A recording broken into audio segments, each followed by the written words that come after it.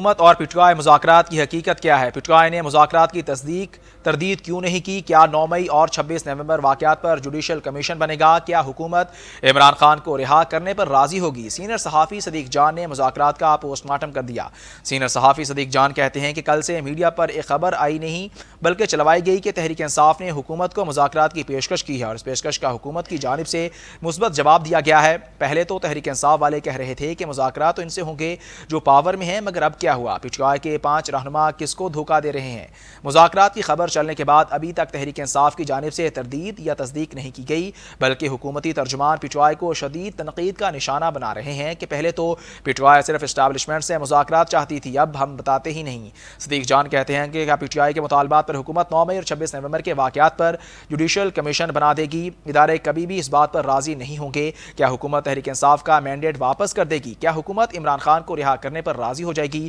حکومت ان سب مطالبات کے لیے کبھی راضی نہیں ہوگی۔ سینئر صحافی کہتے ہیں کہ جسٹس منصور علی شاہ سے حکومت کبھی جوڈیشل انکوائری نہیں کروائے گی۔ حکومت جسٹس یحییٰ آفریدی سے انکوائری کرانے پر راضی ہو سکتی ہے۔ صدیق جان کا کہتے ہیں کہ مولانا فضل الرحمان نے رانا ثناء اللہ کو کہا کہ آپ سیاسی درجہ حرارت نہیں چلائیں، عمران خان کو باہر آنے دیں، جس پر رانا ثناء اللہ نے کہا کہ عمران خان نے باہر نکل کر تلوار سے ہماری گردنیں اڑا دینی ہیں۔ ادارے کبھی بھی عمران خان کو رہا کرنے پر تیار نہیں ہوں گے۔ سینئر صحافی کہتے ہیں کہ حکومت مخصوص نشستیں ہتھیانے کے لیے 27ویں ترمیم پر کام کر رہی ہے۔ حکومت کی جانب سے چیف جسٹس کو 65 سال تک چیف جسٹس کے عہدے پر رہنے کی پیشکش کی گئی ہے۔ صدیق جان کہتے ہیں کہ حکومت کا موجودہ سسٹم 10 سال تک نہیں چل سکتا۔ عوام کو حکمرانوں کے خلاف شدید غم و غصہ ہے۔ حکمران سمجھتے ہیں کہ ہم نے کہیں نہیں جانا، ہم نے آب حیات پی لیا ہے، مگر اب ایسا نہیں ہوگا۔ سینئر صحافی کہتے ہیں کہ حکومت امن اور پیار کی زبان کبھی نہیں سمجھ سکتی۔ دنیا نے آنکھوں سے دیکھ لیا کہ ڈی چوک میں کیا ہوا، کس طرح گولی چلائی گئی۔ تحریک انصاف والے کہتے ہیں کہ ہمارے تو 26 نومبر کو اسٹیبلشمنٹ کے ساتھ مذاکرات کامیاب ہو گئے تھے، ہمیں تو فائنل کال واپس لینے کی آفر کی گئی تھی، مگر عمران خان نہیں مانے۔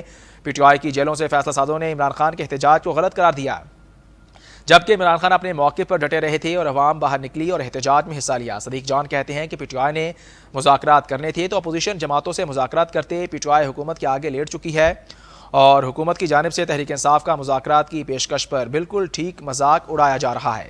سینئر صحافی صدیق جان کہتے ہیں کہ تحریک انصاف کے فیصلہ سازوں نے سماعت کے دوران عمران خان سے 10 وکالت ناموں پر دستخط کرانے کی کوشش کی، مگر بشریٰ بی بی نے ان کی کوشش ناکام بنا دی۔